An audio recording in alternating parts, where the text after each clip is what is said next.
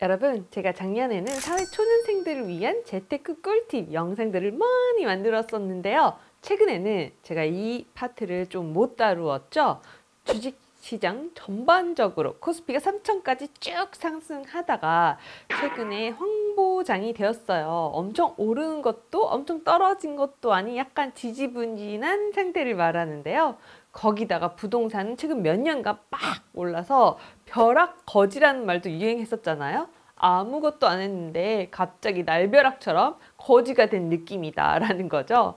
근로소득으로 부자 되기가 도저히 불가능하다는 것도 요즘 공포로 느껴지게 됩니다. 영어에서는 FOMO, Fear of Missing Out이라는 말이 있어요. 내가 이번 기회를 놓치는 것이 아닌가. 부동산 상승세를 놓쳤는데 주식의 상승세까지 놓치는 건 아닐까. 일종의 박탈감 같은 것을 느끼기도 하겠는데요. 주식시장 그래프를 보면 이미 고점 같기도 하고 지금 들어가기 굉장히 무서운데 이러다가 영영 기회를 놓치는 건 아닌가 하고 고점에서 주식을 사시는 분들, 또 조금 하락하면 바로 물타기로 해서 주식을 더 사시는 분들, 이번 기회에 빚까지 내서 투자를 하겠다는 분들, 이런 분들이 생각보다 주변에 굉장히 많은 것 같습니다. 뉴스에서도 특히 2030 사회의 젊은 세대들이 주식 중독은 아닌지에 대한 뉴스가 연일 보도가 되고 있습니다.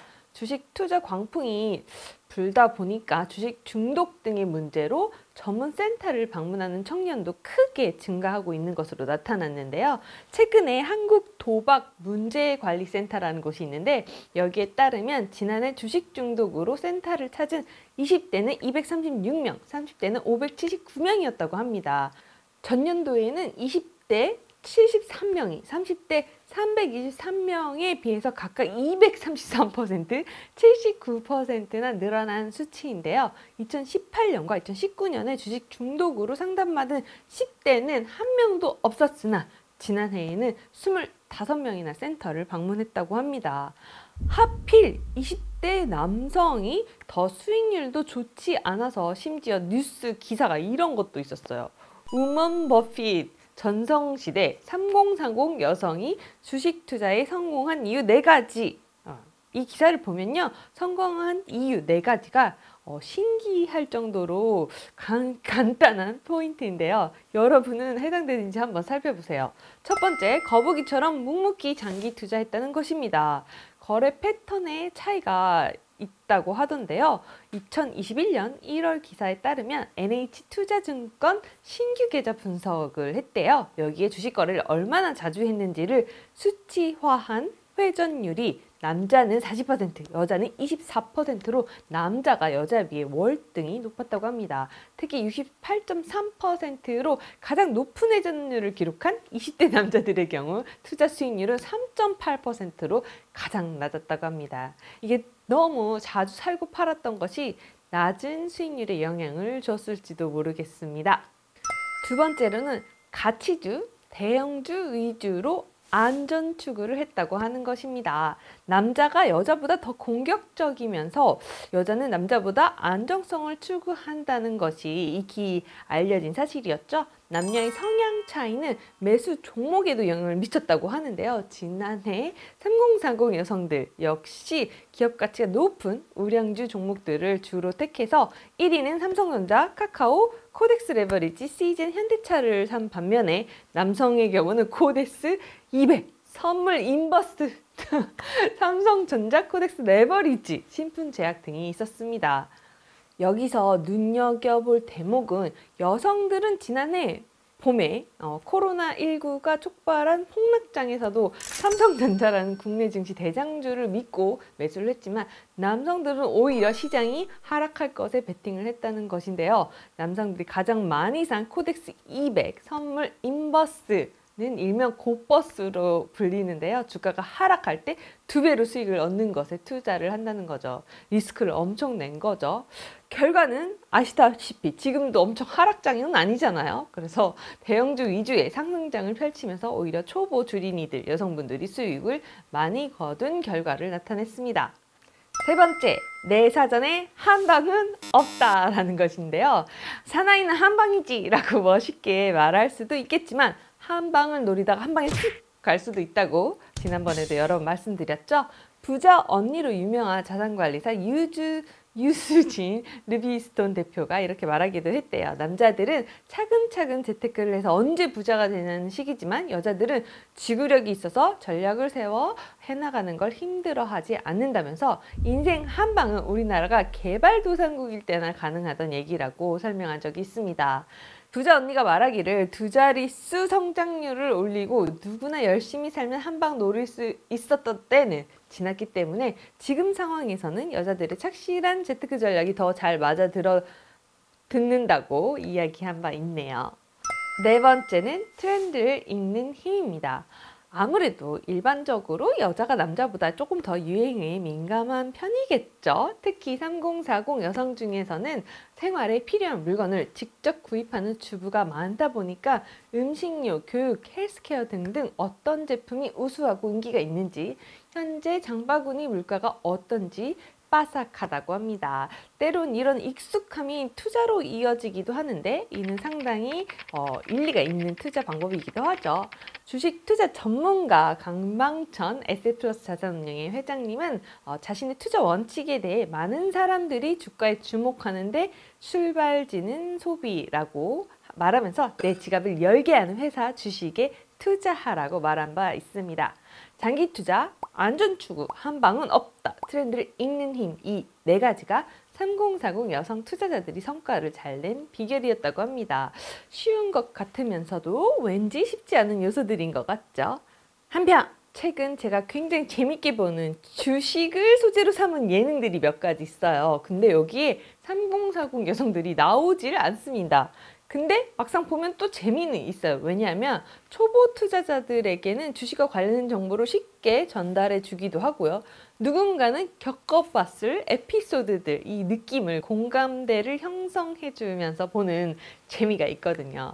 그렇지만 이런 예능에도 조심스러운 시선이 있기도 합니다.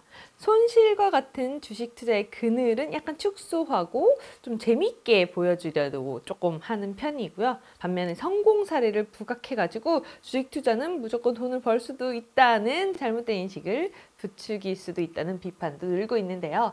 주식 투자에 앞서 주식과 도박의 차이가 있는데 뭔지 아시나요? 이걸 명확하게 구분하는 것이 중요하다고 합니다.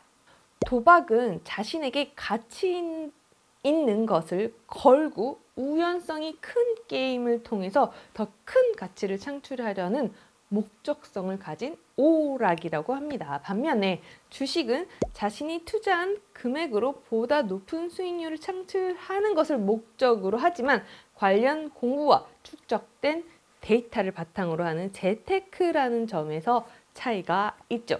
한마디로 예측이 불가능한 오락과 예측이 가능한 투자, 이렇게 차이를 정의할 수 있다고 합니다. 주식 투자자들이 늘어나면서 정확한 지식이나 정보 없이 무작정 돈을 막 묻지마 투자하고 몇 분, 몇 시간 안에 이걸 빼가지고 단타라고 하죠. 이런 단타 형식의 투자를 하는 투자자들이 늘어나고 있는데요. 이렇게 주식과 도박을 비슷하게 여기면서 도박적 주식 투자를 즐기는 투자자들을 주식 중독자라고 말할 수 있다고 합니다. 중독의 사전적인 정의는 특정 행동이 건강과 사회생활에 해가 될 것임을 알면서도 반복적으로 하고 싶은 욕구가 생기는 집착적인 강박인데요. 주식 투자 후에 그래프를 확인하느라고 일상생활이 불가능하고 투자한 주식의 상승, 하락 그래프에 따라서 울고 웃다 보면 건강한 삶을 망칠 수도 있겠죠. 이때 중요한 것은 자책을 하지 않는 것입니다. 그때 샀어야 되는데, 그때 팔았어야 하는데 이런 생각이 계속 들겠지만요. 저도 경험이 있어요. 그런데 이런 게 반복이 되면 불안해지고 심해지면 엉뚱한 투자로 이어지기도 한다고 합니다.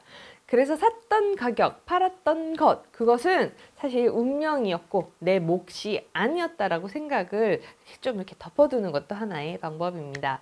이 외에도 한때 주식 중독, 주식 우울증으로 고생하다가 극복한 박종석 정신과 원장님의 논문을 참고해가지고 체크리스트를 만들어 놨다고 해요. 14개 중에서 여러분은 몇 개 해당되는지 한번 우리 같이 체크를 해볼까요? 첫 번째, 주식 투자 때문에 직장 등 일상생활에서 태도를 지적받은 적이 있다.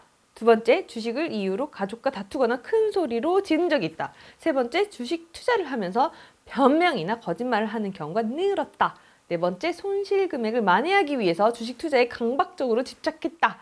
다섯 번째, 주식 투자 목적으로 가까운 친구나 가족들에게 돈을 빌린 적이 있다. 여섯 번째, 선물 옵션이나 레버리지에 투자하고 있다. 일곱 번째, 학비, 생활비, 대출 상환금 등 꼭 필요한 돈으로 주식에 투자하고 있다. 여덟 번째, 단타 매매를 주로 하고 변동성이 높은 고위험 종목만 골라 투자한다. 아홉 번째, 급등주 검색 프로그램을 사용해가지고 상한가 따라잡기, 상따를 해본 적이 있다.